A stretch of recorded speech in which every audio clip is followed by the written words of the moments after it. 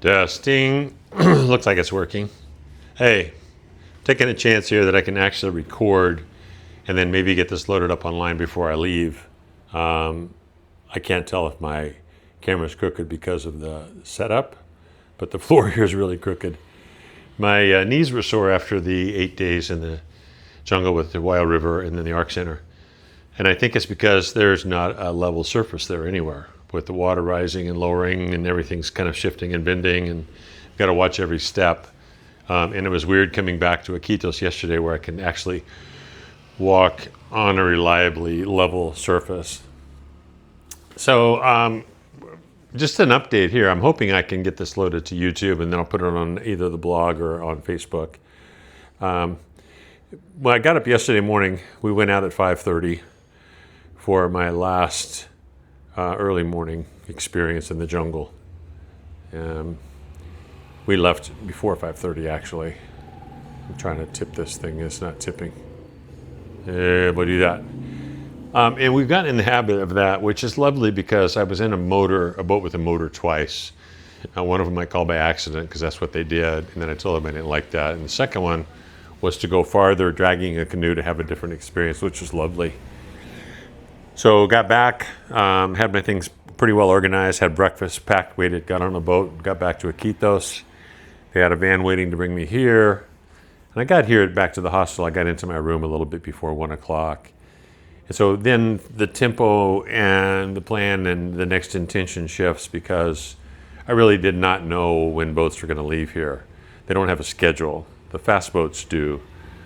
But I've not read a single review that talked about the fast boats being comfortable. They're all talking about how uncomfortable it is for 10 to 14 hours.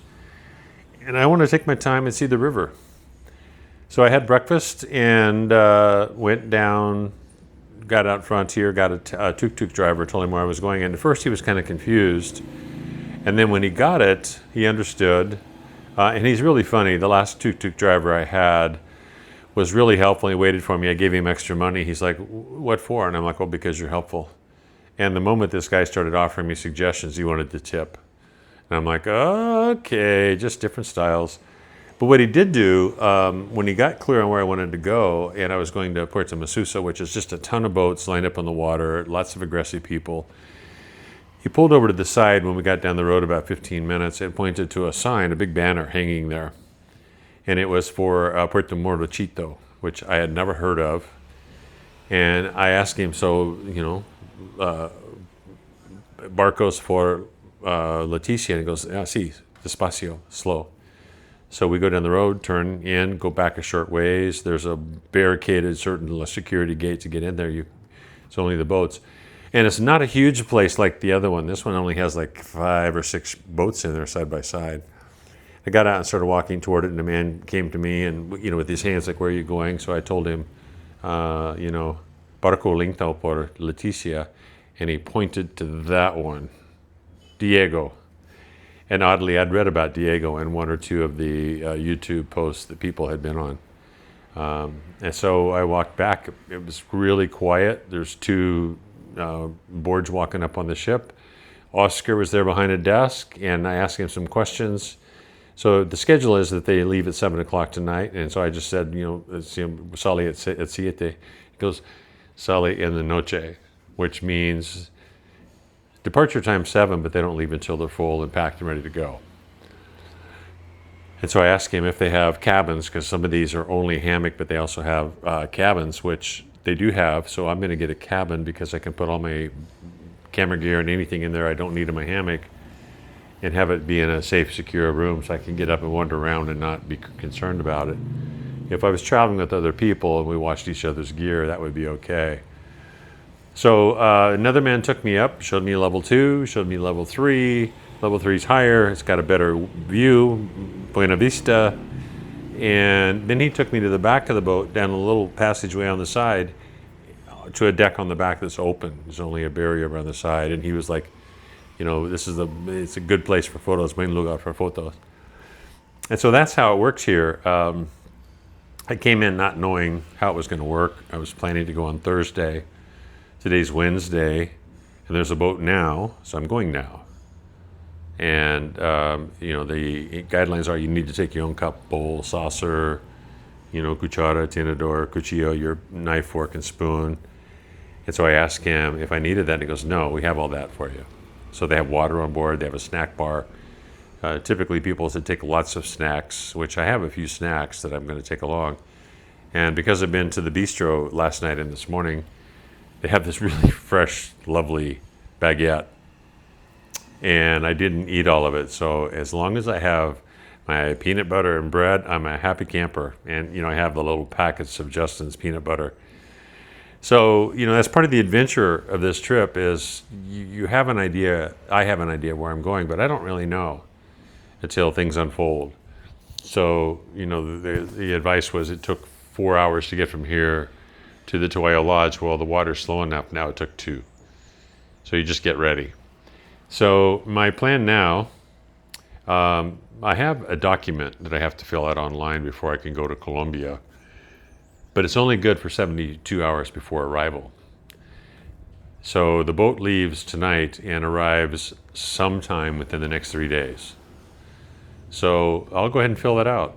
And then I think I have everything else that I need, but if I don't, the internet makes it sound like you have to do it online, but when I've traveled in places similar to this, when you get there, if you don't have it, they have a paper form to fill out or they have a computer you can use. So I don't have a flight. I don't have a place I'm going to stay in Leticia. I don't know that I'll stay there. We could possibly get in at 9 o'clock in the morning and I'll go to the airport and fly to Bogota. I don't have a flight. I don't have a place booked in Bogota. But I know it's going to all work out. And that's part of what's involved with this part of travel. And for people who need to schedule and book and have the security of having things to follow, then this trip wouldn't work for you, and trips like this wouldn't work for you. So this is my favorite form of travel. So the people here at the front desk were excited to learn what I learned because they told me to go to the port, and they said the boats go at 3 o'clock in the afternoon, 2 o'clock in the afternoon. Well, those boats go the other direction. They don't go where I'm going. So to be able to come back from there with them and share.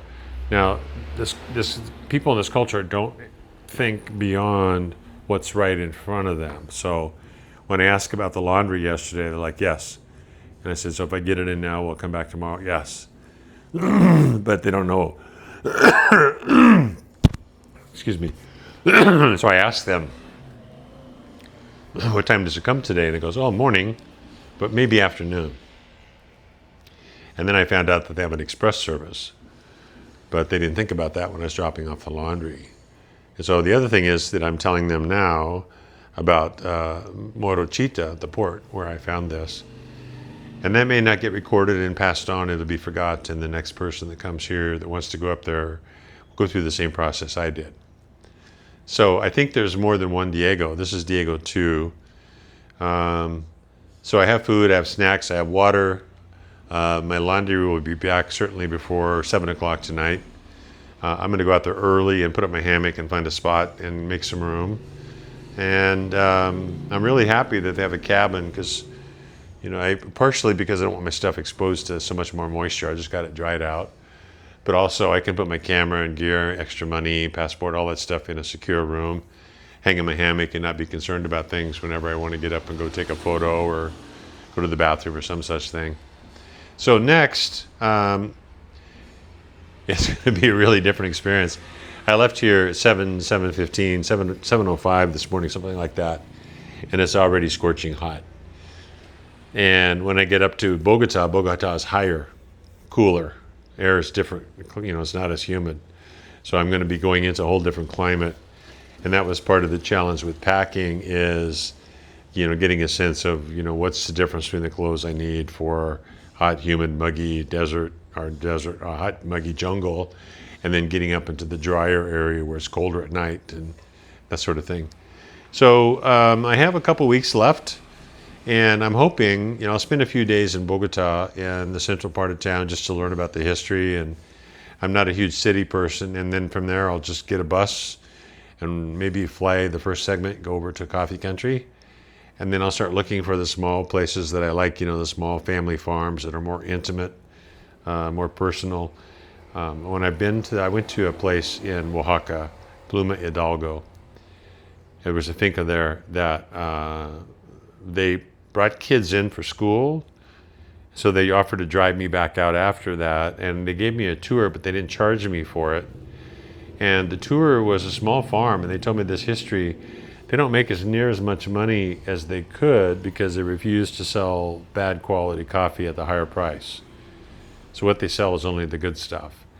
And the owner of the farm was giving me the tour of the crops and the farms and or the plants and where they grow and the difference. And they have an espresso machine inside their shop, but he didn't know how to use it. So I got to be the barista and show him about making espresso. And then I made coffee for all of the staff.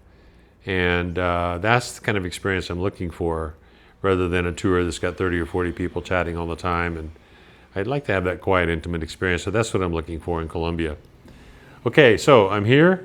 I'm ready. Having an awesome time. I hope you all are safe and sound. I saw that there was a fire burning outside of Longmont again yesterday. So hope everybody's safe and sound. And I'm going to see if I can get this uploaded. So ciao, and off to the next adventure. Bye.